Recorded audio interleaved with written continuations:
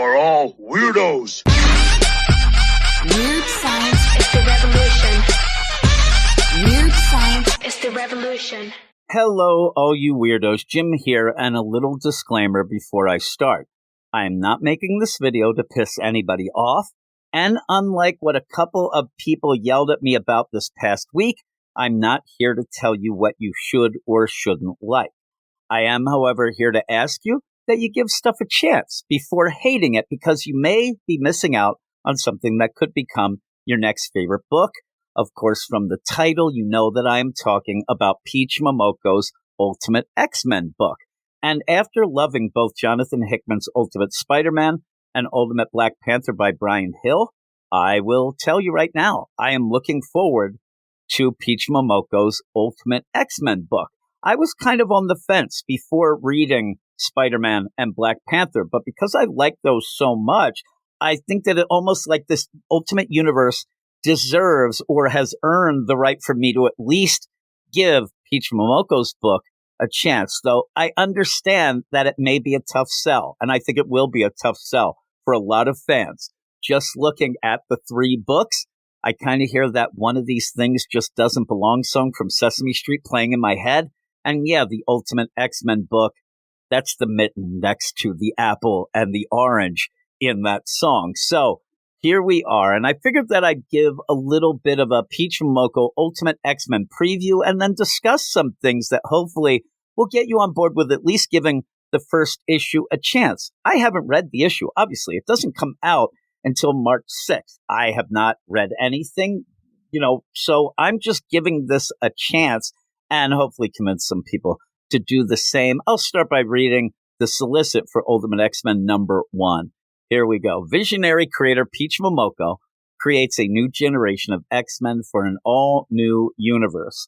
Hisako Ashiki is a teenage girl who just wants to live a normal life, go to school, hang out with her friends, ignore the political strife boiling over after the events of Ultimate Invasion. But life has other plans for her. In Japan, urban legends have sprung to life and brought some unusual new powers with them. Meet Armor, Maelstrom, and a group of new Ultimate X-Men, the likes of which you've never seen before. Now, I'm sure people are probably laughing or rolling, yeah, I haven't seen that before, really, and they're already writing it off. But again, it's wacky, right? It's very manga-esque. I'll get into that in a second, but it's also Ultimate Universe, so why not take some chances? And I'm not saying that Ultimate Spider-Man or Ultimate Black Panther didn't take chances, but not like this. This seems like the, real chance taker, but that's cool. I think that's kind of exciting. And like I said, I already like Ultimate Spider-Man, Ultimate Black Panther, which didn't take a ton of chances, but I still love. Maybe this is the book that we give a chance, that we allow, okay, it's Ultimate Universe. Let's see some Ultimate stuff. Let's see some crazy stuff. And hopefully, as I think that the Ultimate Black Panther did, kind of showing you another angle of this new world created by the maker, maybe this X-Men stuff does as well. But as I am talking, I obviously have been showing you Peach Momoko covers and art, not just from Ultimate X-Men, but from her X-Men Demon Days issues as well. And it's obvious that Peach Momoko's style is very manga-esque. I don't think I'm blowing people's minds by saying, oh my God, Peach Momoko, her art, it looks like manga, right? Now, the thing is, I hear that manga-esque thing thrown around a lot with art that wishes that it was even a tiny bit like manga. Anytime there is a computer-generated bunch of bullcrap thrown on the page with tons of motion lines and blur, somebody tells me, oh, it's manga-esque. It drives me nuts every time because it isn't. Peach Momoko, though, it is. She does it right. Sure, it's got colors, but the kind of watercolor style fits nicely. And while it might not be for everyone, as a manga fan, and I am a manga fan, I actually have 7 weekly manga podcasts. This is how much of a manga fan I am. Maybe you don't know that, but yes, I love manga. And when you do look at her art, yeah, it has colors. But if you're a manga fan, I think you'll agree. It looks like what you get when you get color pages in manga. It looks really, really good. Now, I say all that, and I'm kind of talking to manga fans here, but there's going to be a lot of people watching this and potentially buying or not buying the book that aren't manga fans. So will this appeal to non-manga fans? I don't know. I really don't know. I think some people legit see anything that looks like manga and immediately they get in a fighting stance ready to attack. And listen, I see the same clickbait articles and videos that everybody else does, telling us that manga is killing Western comics. Manga is taking over the world. It's like manga has become the new killer bees or razors and apples that had all the kids at the rec center running for their lives. I mean, I was petrified of that stuff as a kid, and seriously, I kind of still am scared of it. I still think killer bees have me right in their sights, ready to take me down. Piranhas as well. I think they're all after me. But the funny thing about all this is usually when I see people discussing the woes of modern big two comics, they use manga as an example of how things should be done.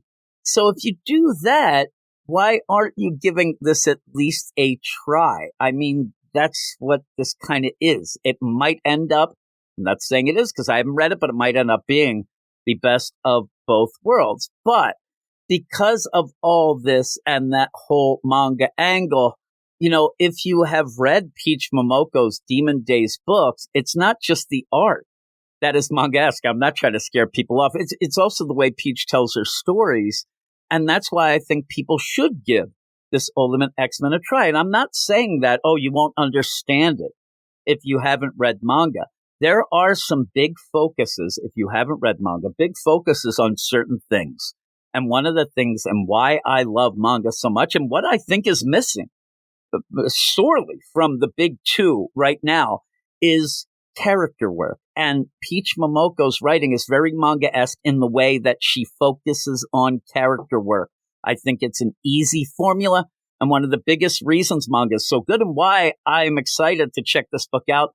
If you do strong character work, start with that.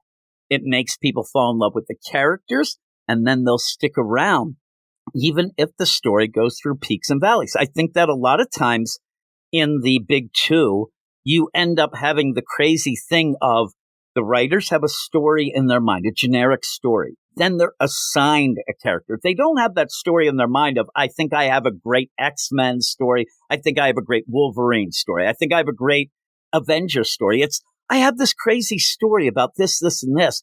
Then they're assigned and then they force it in. I think that one of the angles that you have with manga, and hopefully it's with this Ultimate X-Men, is you start with the character in mind and then naturally get them involved in the story. But because we're there for the character, we do go through ups and downs. That's why, again, I hate to keep saying it, but if you are a manga fan or if you read some manga, there aren't a ton of filler issues. I don't know what I was going to say there.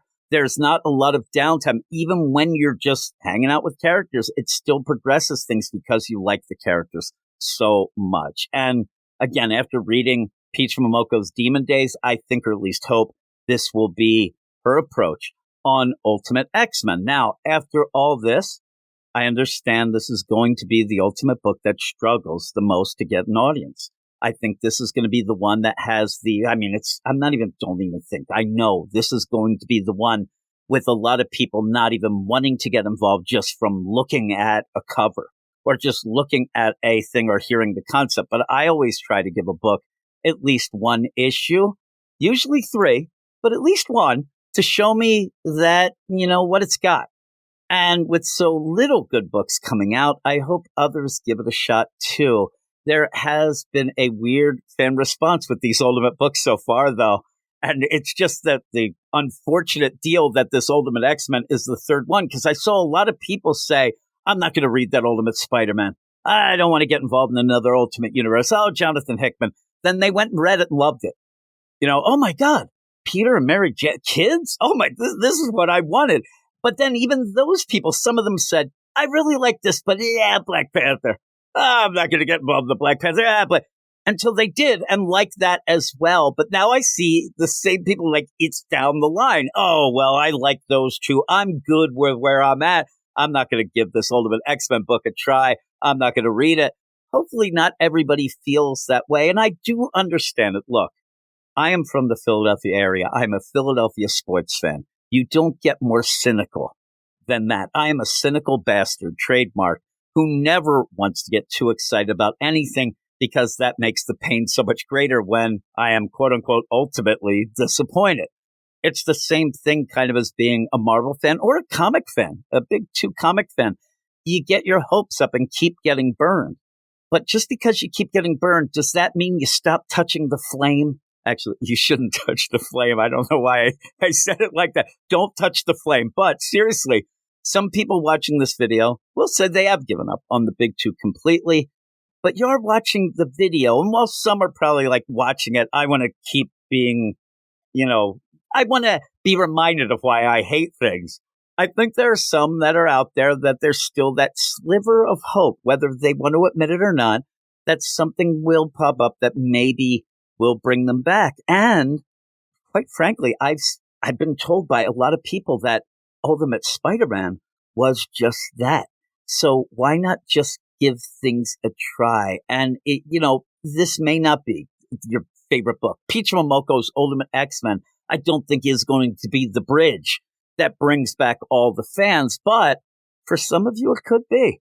It could be. It may surprise you, and that's kind of cool. There's not a lot of surprises in comics nowadays. We have writers writing, like I said, stories that are just their personal whims and whatever, but we also have stories with characters that have been around so long, so how can you do anything that new with them? And a lot of times when they do something that new with them, people get mad because it's so against what we've had before. So isn't it exciting to get something in an ultimate universe? No, it's not the main continuity, and play around with it. See what it is. Maybe it's something kind of neat. And I'll be back on March 6th when the book comes out to tell you whether I liked it or not.